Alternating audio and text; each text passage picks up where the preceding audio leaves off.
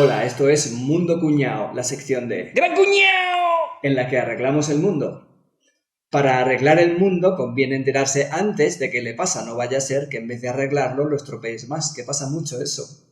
La historia va por periodos que cada uno es lo contrario de lo anterior, ¿a que no lo sabías? O sea, no tenías ni puta idea, ¿a que no?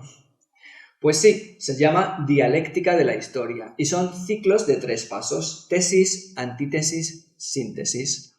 Primero hacemos una cosa, luego todo lo contrario, después una mezcla de las dos y así todo el rato, o sea, 300.000 años haciendo lo mismo, que es el tiempo que llevamos aquí en el planeta como especie, más o menos. Esto se ve súper fácil en historia del arte. Renacimiento, barroco, rococó, neoclásico, romanticismo, realismo, impresionismo, postimpresionismo y abstracto. Una etapa niega a la anterior, la tercera mezcla las dos primeras y así sucesivamente. Ahora vamos a ver, yo creo, el ejemplo más claro de la historia y lo vais a pillar súper fácil. El arte en el siglo XV y XVI, el Renacimiento. En 2 palabras, armonía y equilibrio. Eso sería la tesis. Siguiente paso, antítesis, lo contrario de la tesis. El arte en el siglo XVII, el barroco. En 2 palabras, tensión y desequilibrio, o sea, lo contrario que el Renacimiento. Todo ahí recargado, todo revuelto, o sea, al revés total. Y tercer paso, síntesis, que pilla un poco de la tesis y un poco de la antítesis.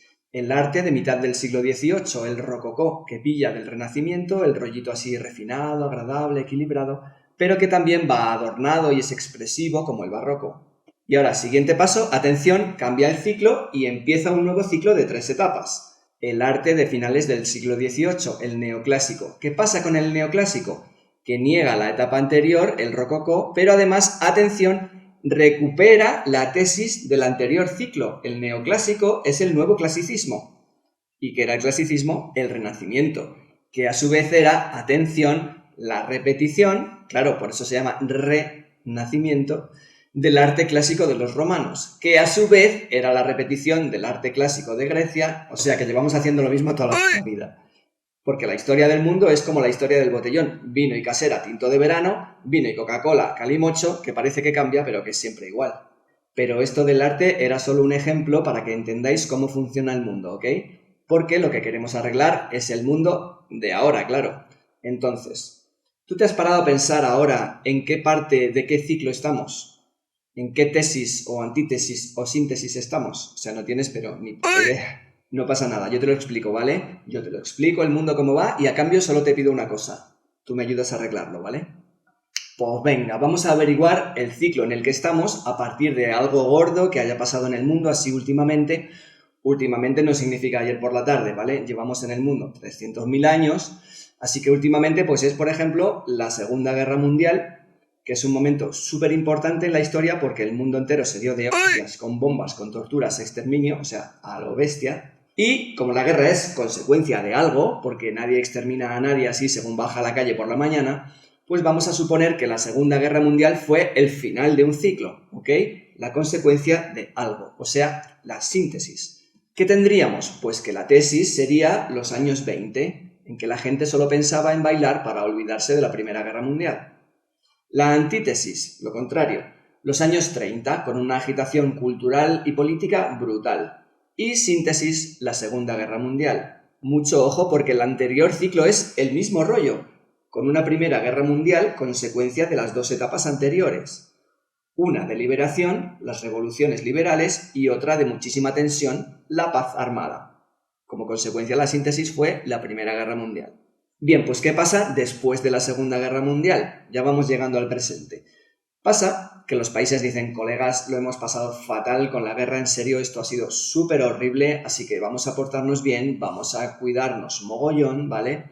Y montan lo que se llama el estado del bienestar. Los países ayudan a la gente haciendo escuelas y hospitales para todos, protegen el empleo para que la gente pueda vivir de su trabajo, producen energía, hacen casas que la gente pueda comprar y todo va como bastante guay hasta que 40 años después, en los años 70 y 80 del siglo XX, como que la cosa se les va de las manos, los países se quedan sin pasta y los trabajadores tenían tanta protección social, tantos derechos, que podían tumbar a las grandes empresas e incluso tumbar a los gobiernos. Y ahí ya alguien dijo, vamos a ver, que nos hemos pasado de buen rollismo, nos hemos quedado sin pasta, Y entonces llega el siguiente paso del ciclo, la antítesis del estado del bienestar, que es el neoliberalismo. A partir de ahora, los gobiernos ya no van a intervenir, no van a dar servicios, sino que los darán las empresas privadas. Estamos en los años 80 y es la época que llega hasta hoy y que, atención, está dando muestras de que va a terminar y pronto dará paso a la siguiente etapa, la tercera y última de este ciclo, la síntesis. Pero, ¿cómo sabemos que está terminando la etapa actual del neoliberalismo? Fijaos, en todas estas etapas siempre hay un hecho concreto que es lo que marca el cambio, ¿ok? Por ejemplo, el fin del estado del bienestar y el comienzo del neoliberalismo lo marca la huelga de mineros de 1984 en Inglaterra. La industria del carbón cada vez daba menos trabajo porque había menos carbón y más máquinas. Cada vez daba menos dinero que el petróleo y el gas, así que entra en quiebra, pero el gobierno la tiene que mantener porque hay miles y miles de mineros que viven de ella, así que la tiene que mantener artificialmente a costa de perder muchísimo dinero. Y el gobierno ya dice, colegas, hasta aquí hemos llegado, lo siento mucho, pero hay que cerrar las minas y despedir a los mineros. Los mineros se ponen en huelga, aguantan un año, pero al final se tienen que rendir. A partir de ahí arranca el neoliberalismo, arranca la tendencia de reducir al mínimo la intervención del Estado en la economía y dar cancha total a las empresas y al libre mercado. Y del mismo modo que se agotó el estado del bienestar, ahora están apareciendo signos de que el neoliberalismo se está agotando también. Hace unos pocos años llega ese hecho que marca el principio del fin de esta etapa, del neoliberalismo. La crisis de 2008, en que los bancos de todo el mundo se quedan sin pasta y ellos que les encantaba el neoliberalismo, les encantaba que los gobiernos no interviniesen en la economía, de repente al quedarse sin pasta como que se acuerdan mogollón de los gobiernos y les piden que intervengan corriendo en la economía y que les den más dinero para poder seguir funcionando. A partir de ahí hemos seguido estirando el chicle, los gobiernos ya casi no dan servicios, sino que los dan las empresas privadas, energía, hospitales, escuelas, y como las empresas quieren ganar cada vez más y más dinero, porque esa es la finalidad principal de las empresas, ¿qué pasa? Que la gente no tiene pasta para vivir y ahí ya los gobiernos dicen, a ver, colegas, que nos hemos pasado. Y entonces, hace nada, en 2022, la Unión Europea interviene en la economía y limita el precio de la energía, de la electricidad, del gas. Las empresas ya no pueden pedir cada vez más dinero, más dinero, más dinero, total por dar lo mismo, gas, luz, gasolina, y más signos del inicio del declive del neoliberalismo. Los países crean nuevos impuestos para las grandes empresas. Si se enriquecen que te cagas, tienen que repartir un poco más. Un signo más, los países se unen para financiarse emitiendo deuda pública conjunta. Hacen leyes para proteger los ingresos de las personas, que la gente pueda vivir con el dinero que gana. Y otro síntoma más muy claro también, el fracaso tremendo en Reino Unido del gobierno de Liz Truss, que quiso aplicar medidas neoliberalistas y no duró el gobierno ni un mes. Así que esto es lo que está ocurriendo en el mundo, amigos. Es muy importante verlo desde esta perspectiva histórica porque si lo ves solo por el lado político y te quieres posicionar a favor o en contra de alguna de estas tendencias, pues lo más seguro es que te estés columpiando, que te estés dejando influir por partidos políticos que unos dicen lo público es lo mejor y otros no, lo privado es lo mejor. Y no es una cuestión política, es el signo de los tiempos. Esto no es cuestión de estar a favor de los servicios públicos y el bienestar o a favor de la empresa privada y el neoliberalismo. Como te acabo de demostrar, las dos tendencias tienen sus pros y tienen sus contras y es una cuestión de equilibrio. Las empresas públicas y las empresas privadas deben convivir y deben competir. Pero, ¿qué ha pasado? Que en vez de buscar ese equilibrio, esa coexistencia, lo que han hecho es tirar siempre a saco cada uno para su lado. En los 80, la protección de los servicios públicos ganó tanto peso que se hizo insostenible y se le puso freno con el neoliberalismo. Y después el neoliberalismo ha ido desequilibrando tanto la balanza hacia el otro lado, a favor de lo privado, que ha llegado a un punto insostenible también. Así que ahora la tendencia, el siguiente paso, si seguimos el proceso dialéctico de la historia, sería la síntesis, que debería tomar lo más positivo de las dos etapas anteriores, tanto del estado del bienestar como del neoliberalismo, y llegar así a un equilibrio. Esto es una teoría gran cuñado que te cagas, no la he oído en ningún lado, pero os podéis jugar lo que queráis a que ocurrirá. Estiraremos el chicle hasta que nos explote en la cara, pero llegará. Así que en Gran Cuñado nos pusimos a pensar en cómo podría llamarse esta nueva etapa y se nos ocurrió esta palabra. A ver qué os parece. Ecuanomía. Lo voy a decir en inglés para que no me lo pisen, porque esto cuando ocurra el nombre se lo van a poner en inglés. Economics. El equilibrio entre lo público y lo privado. Suena más o menos bien, ¿no? Suena más o menos bien, pero no va a ser tan fácil, porque lo mismo viene esta etapa de equilibrio, la economía, que viene, vais a flipar, una guerra mundial. Y lo demuestro.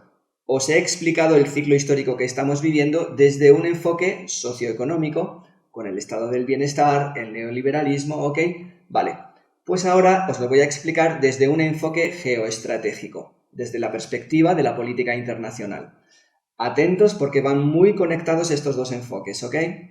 Después de la Segunda Guerra Mundial, no todo fue tan buen rollito con el estado del bienestar, sino que empezó también una tensión tremenda entre los dos bloques que surgieron de la guerra. Por un lado, la OTAN, que es la alianza militar de Estados Unidos y Europa Occidental, y por otro lado, el bloque comunista de Rusia, Europa del Este y China. A esta gran tensión entre los dos bloques se le llamó la Guerra Fría. ¿Y qué pasa? Pues que al mismo tiempo que en Europa Occidental crecía el estado del bienestar, en el bloque del Este montan también ese estado del bienestar, pero como llevado al extremo. No solo con servicios públicos gratis para la gente, sino con un intervencionismo bestial de los gobiernos que controlaban todas las empresas, todos los bancos, estaban prohibidas las empresas privadas y, ojo, ni siquiera eran estados democráticos. Entonces, cuando en Europa en los años 80 se agota el estado del bienestar, ¿qué ocurre en el plano geopolítico? Pues un poco lo mismo, que se agota también la economía del bloque comunista, se hace insostenible, los países se arruinan y el bloque se desintegra y se produce una fuga de antiguas repúblicas que estaban con Rusia hacia el bloque capitalista, sería el equivalente a el neoliberalismo en socioeconomía, ¿ok? Así que cuando llega el siguiente paso, la antítesis, que en lo socioeconómico ya hemos visto que fue el neoliberalismo, pues en lo geoestratégico fue también algo parecido. Al fracasar el comunismo, la economía de libre mercado de Occidente, el neoliberalismo, se extiende a los países de Europa del Este, pero atención, porque esto también se pasa de rosca y los países que antes eran comunistas y aliados de Rusia no solo se pasan a la economía de libre mercado, sino que se meten en la OTAN, en la Alianza Militar de Occidente. ¿Y qué pasa? Que Rusia se siente acorralada, invade Ucrania, Occidente apoya a Ucrania enviándole ayuda militar. Y entonces el siguiente paso del ciclo, esa síntesis que nos prometíamos tan feliz hace un momento con la economía, en lo socioeconómico, pues en lo geoestratégico lo que puede ser al final en realidad es una nueva guerra mundial. Y la prueba la tenemos aquí, en la síntesis de los dos anteriores ciclos, la Segunda Guerra Mundial y la Primera Guerra Mundial, que ya hemos visto que los ciclos se repiten, o sea, el riesgo de guerra mundial es real. Se abre corchetes. Ojo, que Rusia se sienta acorralada no justifica para nada la invasión de Ucrania, ¿ok? Rusia debe retirarse y Rusia ha cometido crímenes de guerra horribles que deben ser juzgados, ¿ok? Pero tampoco caigamos en el error de pensar que a Vladimir Putin se le ocurrió invadir así un día que se levantó el hombre por la mañana con energía, ¿vale? Se cierra corchetes. Así que ese es el panorama, esas son las dos posibles síntesis a las que nos aboca el final de este ciclo, el buen rollito de la economía o la guerra mundial. ¿Qué te apetece más que pase? ¿Buen rollito, guerra mundial, buen rollito? Ojo que hay más factores, ¿vale? Como por ejemplo el jacalore. ¿Qué es el jacalore? Pues el cambio climático, el calentamiento global, que como yo sé que a algunos no os mola que lo llamemos así, pues para que no os molestéis, el buen rollo es lo primero, le hemos llamado jacalore.